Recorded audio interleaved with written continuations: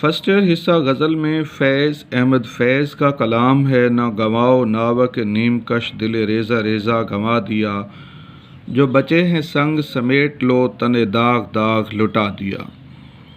عاشق سراپا ایثار ہے، محبوب کے تیروں اور پتھروں سے بھی محبت ہے، کمال جاں نثاری ہے، یہ مفہوم ہے۔ اس شعر میں شاعر محبوب سے مخاطب ہے کہ محبوب کو چاہیے وہ اپنا اد کھچا تیر سنبھال کر ترکش میں رکھ لے۔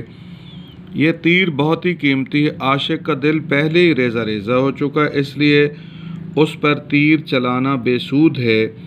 اس طرح وہ محبوب وہ پتھر بھی محفوظ کر لے جو عاشق کے بدن کو زخموں سے چور کرنے کے لیے برسانے کی خاطر جمع کیے گئے ہیں۔ عاشق کا بدن بھی پہلے ہی چور چور ہو کر خاک میں مل چکا ہے۔ بقول مرزا غالب، کیوں نہ ٹھہریں ہدف ناوک بیداد کے ہم، آپ اٹھا لاتے ہیں جو تیر خطا ہوتا ہے۔ عاشق کی زندگی کا سب سے بڑا مقصد اس کا محبوب ہوتا ہے، اس کی ہر متاع اپنے محبوب کی خاطر ہوتی ہے، اس لیے کہا گیا دل و جاں پہلی محبوب اور عشق پر قربان کر دیے گئے ہیں۔ عاشق کی سچائی اور عشق کی حقیقت کا اظہار ہے کہ محبوب کو کوئی زحمت نہ ہو، اسے تیر کمان اٹھانے اور چلانے کی تکلیف نہ ہو، اسے پتھر اٹھا کر مارنے کا تکلف نہ کرنا پڑے، پہلے ہی سب کچھ راہ وفا میں قربان کر دیا گیا ہے۔ سچے عاشق کو تو محبوب کے تیروں سے بھی محبت ہوتی ہے۔ بقول مرزا غالب، کوئی میرے دل سے پوچھے تیرے تیر نیم کش کو، یہ خلش کہاں سے ہوتی جو جگر کے پار ہوتا۔ استعاراتی حوالے سے یہ کہا گیا کہ اے محبوب اپنی نیم باز آنکھوں سے ہماری طرف نہ دیکھ۔ جب محبوب آدھی کھلی نگاہوں سے عاشق کو دیکھتا ہے تو پلکیں تیر بن کر دل عاشق میں پیوست ہو جاتی ہیں۔ کبھی تیر کبھی تلوار کبھی خنجر بن جانے والی آنکھوں اور پلکوں کو پیغام ہے کہ جس دل کے ریزے کرنے کو تم تیار ہو وہ پہلے ہی ٹکڑوں میں بکھر چکا ہے۔ ہر قسم کے مظالم جو عاشق کے وجود کو مٹانے کے لیے کیے جاتے ہیں ان کی بھی ضرورت نہیں، یہ سب کچھ پہلے ہی ہو چکا ہے۔ اور فیض احمد فیض انقلابی شاعر تھے، وہ ملک میں ایسا سوشلسٹ انقلاب لانا چاہتے تھے جو امیر و غریب کا فرق مٹا دے۔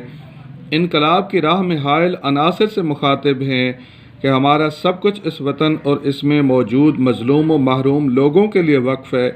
اب حکومت وقت اور ہماری مخالف جماعتیں نیز ادارے ہمیں ختم کرنے کے لیے اپنے قیمتی وسائل خرچ نہ کریں، بلکہ انہیں ملک و قوم کی فلاح کے لیے بچا لیا جائے، غربت کے خاتمے کے لیے استعمال کیا جائے، کیونکہ ہم انقلاب کے راستے میں اپنی جان قربان کر چکے ہیں اور مقام فیض کوئی راہ میں جچا ہی نہیں، جو کوئے یار سے نکلے تو سوئے دار چلے۔ یہ کلام فیض نے میاں افتخار الدین کے انتقال پر لکھا۔ وہ ترقی پسند انقلابی رہنما تھے، ان کی زندگی جابر حکمرانوں سے کشمکش میں گزری۔ یہ ایک نوحہ ہے ایک ایسے شخص کا جو عمر بھر نظام جبر کے خلاف لڑتا رہا، قید و بند برداشت کی مگر شکست تسلیم نہ کی۔ اسی غزل کا دوسرا شعر ہے، میرے چارہ گر کو نوید ہو، صفِ دشمناں کو خبر کرو، وہ جو قرض رکھتے تھے جاں پر وہ حساب آج چکا دیا۔ سچا عاشق یا نظریاتی و انقلابی شخص سب کی زحمات تمام کر کے جان نثار کر دیتا ہے۔ راہ عشق میں عاشق کے ساتھ اور بھی کئی رشتے استوار ہو جاتے ہیں۔ ان رشتوں میں چارہ گر اور رقیب بہت اہم ہیں۔ چارہ گر عاشق کی ہمدردی اور دلجوئی میں لگا رہتا ہے اور اسے تکالیف سے محفوظ رکھنے کی کوشش کرتا ہے، جبکہ رقیب عاشق کو برباد اور خوار دیکھنا چاہتا ہے۔ اس لیے عاشق کا خیال ہے کہ اس کی موت پر دوست اور رقیب دونوں کو آسانی حاصل ہو جاتی ہے۔ چارہ گر روز روز کی چارہ گری کی زحمت سے بچ جاتا ہے، رقیب عاشق کے خلاف منصوبے باندھنے سازشیں کرنے سے بچ جاتا ہے۔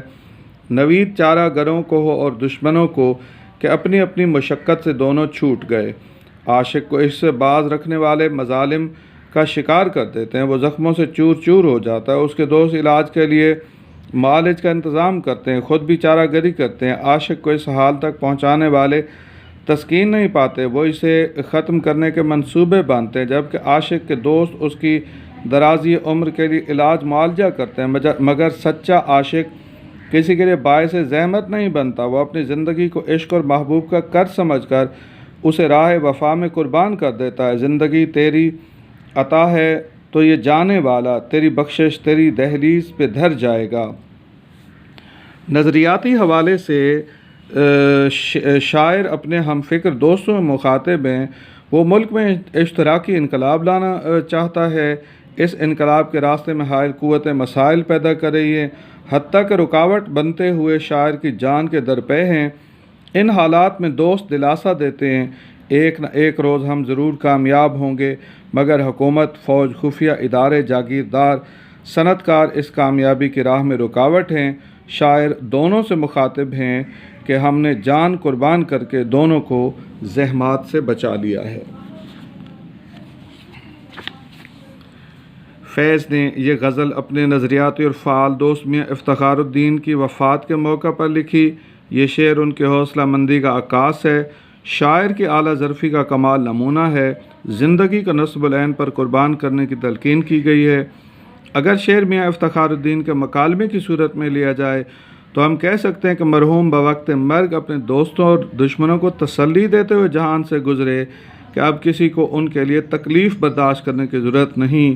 جب بھی کسی اور پہ بیداد کرو گے، یہ یاد رہے ہم کو بہت یاد کرو گے۔